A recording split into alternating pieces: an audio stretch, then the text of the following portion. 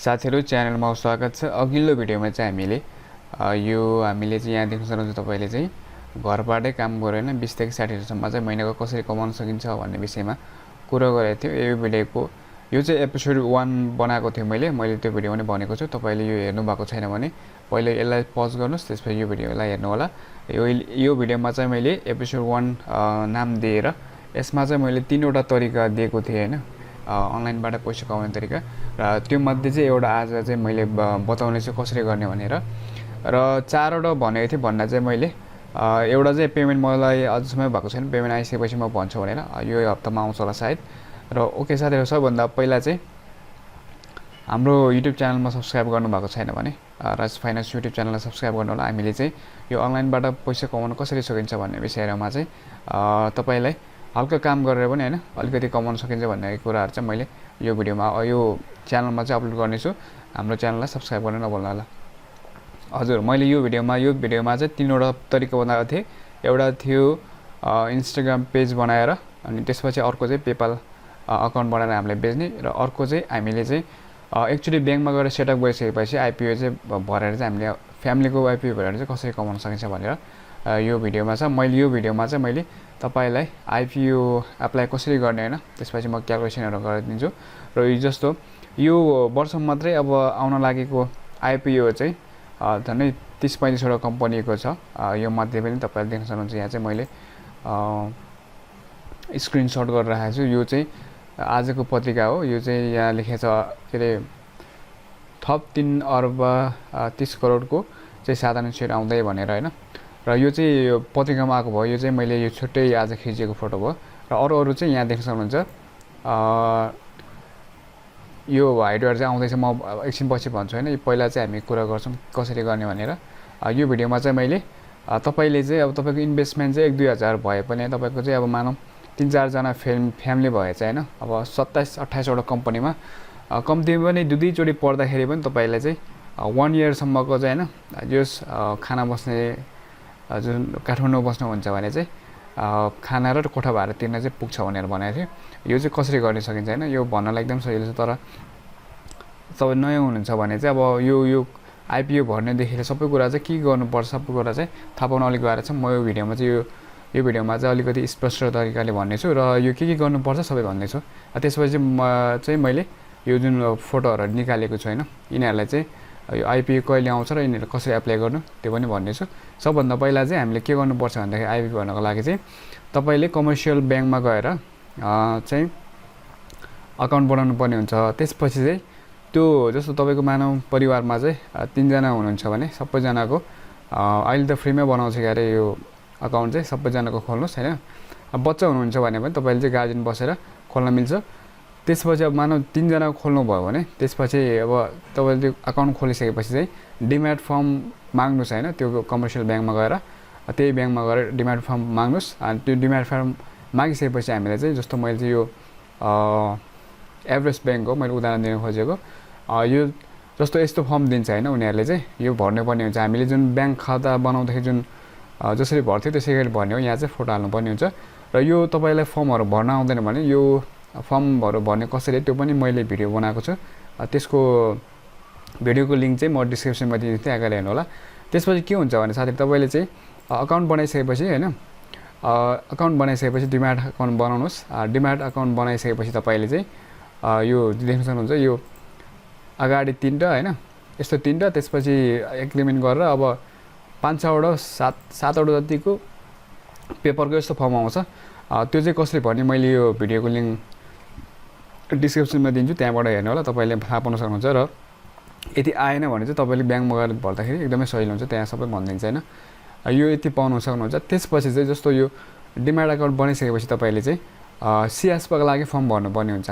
CSP भनेको चाहिँ के हो भन्दाखेरि चाहिँ तपाईको जस्तो तपाईको डिम्याट अकाउन्ट भने चाहिँ जसरी हामीले पैसा जम्मा गर्छौं नि हैन बैंकमा गएर, त्यसैगरी चाहिँ आइपीओ पर्यो भने चाहिँ अब तपाईको आइपीओ चाहिँ डिम्याटमा आउँछ। जसरी हाम्रो पैसा जम्मा हुन्छ त्यसैगरी चाहिँ तपाईको डिम्याट अकाउन्टमा चाहिँ आइपीओ को शेयरहरु चाहिँ तपाईको खातामा चाहिँ जम्मा हुन्छ। त्यसलाई चाहिँ हामीले डिम्याट भन्छौँ। त्यसपछि चाहिँ सीएसपी भनेको चाहिँ के हो भने तपाईले आइपीओ अप्लाई गरिसकेपछि चाहिँ तपाईले के हुन्छ भने जस्तो जतिको जस्तो मानौ तपाईले 10 किता बराबरको आइपीओ भर्नु भयो भने हैन, तपाईलाई त्यो पैसा हुनु पर्यो। त्यो पैसा चाहिँ ब्याङ्कमा रोक्नको लागि तपाईले सिएसपा नम्बर चाहिँ सिएसपा फर्म भरिसकेपछि एउटा सिआरएन नम्बर भन्ने हुन्छ, त्यो दिन्छ। त्यो नम्बरले चाहिँ तपाईको ब्याङ्कमा जुन पैसा रकम छ हैन, जस्तो अघि नै भने मैले चाहिँ तपाईँ जस्तो आइपिओमा चाहिँ 100 रुपैयाँको एउटा किता सेयर चाहिँ 100 रुपैयाँमा पाइन्छ भने तपाईले 10 किता भन्नुभयो भने तपाईलाई 1000 चाहिँ हुनु पर्यो हैन। त्यो 1000 चाहिँ तपाईले सिआरएन नम्बर पाइसकेपछि तपाईले त्यहाँबाट ब्लक हुन्छ। तपाईको यो आइपिओ परेको तपाईले एप्लाई गरिसकेपछि कम्पनीले जुन बाटफाट नगरेसम्म चाहिँ त्यो चाहिँ ब्याङ्कले रोक्क गरिदिन्छ हैन। त्यसपछि चाहिँ तपाईको परे भने चाहिँ तपाईको त्यो किन्नलाई भयो 10 किता 1000 त तपाईको त्यो आउँदैन, 10 किता सेयरमा गयो हैन।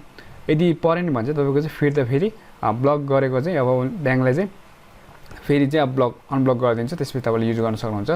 त्यसरी गरी गर्नको लागि चाहिँ हामीले सिएसपा फर्म भर्नुपर्छ। मैले अघि नै भने सबभन्दा पहिला ब्याङ्क अकाउन्ट बनाउनुहोस्, त्यसपछि डिम्याट फर्म भरेपछि तपाईको अहिले त प्रायः सबै ब्याङ्कले 1-2 दिनमै दिन्छ। अहिले कुनै ब्याङ्क चाहिँ 1500 दिन लगाइदिन्छ। तपाईले काम नलाउने त्यस्तो उयोहरू छ, तपाईले बुझ्नु होला कति दिन लाग्छ भनेर हैन। त्यसपछि तपाईले चाहिँ डिम्याट अकाउन्ट बनिसकेपछि सिएसपाको लागि फर्म भर्नुहोस्। सिएसपा फर्म चाहिँ एकछिनमै हुन्छ, एक दिनमै हुन्छ होला। त्यसपछि चाहिँ यो सिएसपा पनि आइसकेपछि चाहिँ हामीलाई त अनलाइनबाट नि एप्लाई गर्ने चाहियो हैन। त्यसको लागि तपाईले चाहिँ मेरो सेयर भन्नेको फाइल जुन फर्म छ त्यो चाहिँ भर्नुपर्ने हुन्छ तपाईले।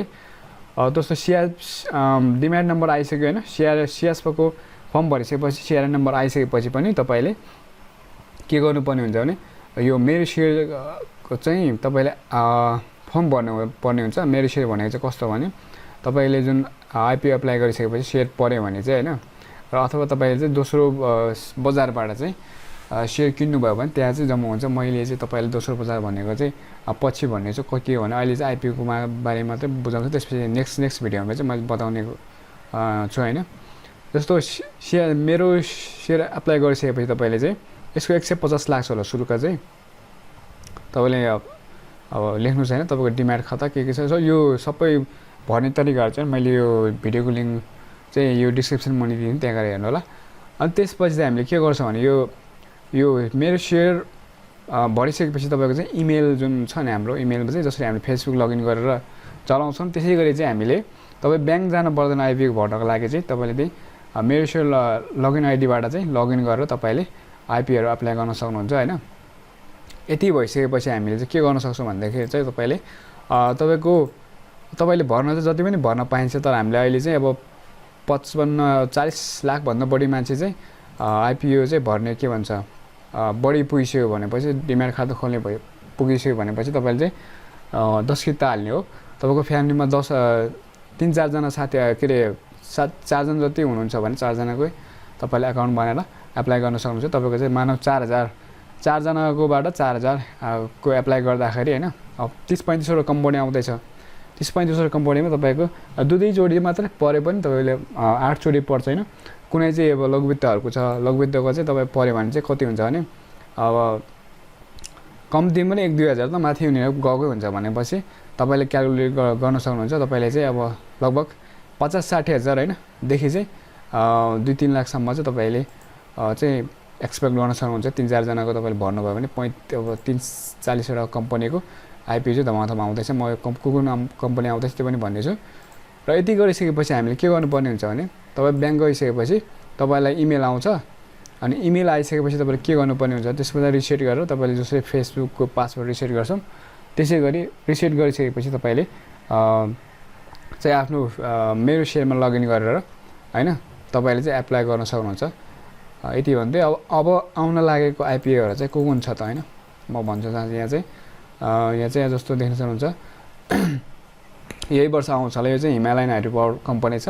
यसले चाहिँ लगभग 2 यहाँ देख्न सक्नुहुन्छ यति युनिट चाहिँ यसले सर्वसाधारणको लागि आउँदैछ भनेपछि म 22 भने चाहिँ कतिवटा कम्पनी आउँदैछ म सबैले देखाउँछु। यहाँ चाहिँ 20, 19, 18 तपाईले देख्न सक्नुहुन्छ। यहाँ चाहिँ लगभग यसले चाहिँ मैले लिस्ट टिपेको मात्र लिस्ट भयो हैन। तपाईले चाहिँ अब धेरै थाहा पाउन सक्नुहुन्छ। मैले अघि नै देखाइसकेको अगाडिको पत्रिकामा त्यहाँ चाहिँ 3 अर्ब 30 करोड बराबरको चाहिँ आइपी आउँदैछ भनेर तपाईले चाहिँ आफ्नो फ्यामिलीको मात्र यसरी भर्नु भयो भने हैन तपाईलाई चाहिँ जस 1 वर्षको लागि चाहिँ खानालाई चाहिँ मात्र चाहिँ खानालाई चाहिँ पुग्छ जस्तो लाग्छ मलाई चाहिँ हैन।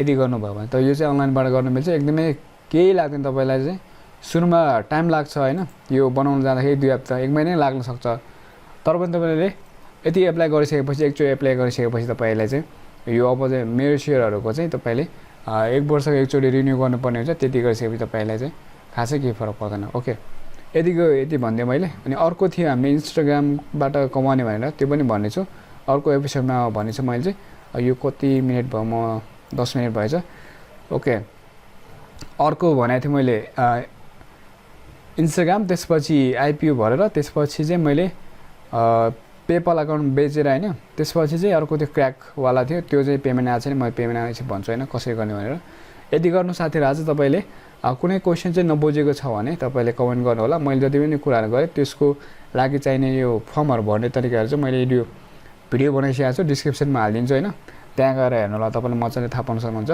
कुनै क्वेशन छ भने तपाईले कमेन्ट गर्नु होला यो चाहिँ एपिसोड 2 भयो हैन हाम्रो एपिसोड 1 मा चाहिँ यहाँ दिएको छ यो भिडियो गएर हेर्नु होला तपाईले चाहिँ यो भिडियो बुझ्नु भएको छैन भने सबभन्दा पहिला चाहिँ यो गएर हेर्नु होला त्यसपछि तपाईले बुझ्नुहुन्छ त्यसपछि म चाहिँ हाम्रो युट्युब च्यानलमा चाहिँ हामीले यस्तै भिडियोहरु चाहिँ हाल्ने गर्छौं हैन तपाईलाई हेल्प होस् भनेर ओके आजलाई यति नै भिडियो हेर्नु पनि धन्यवाद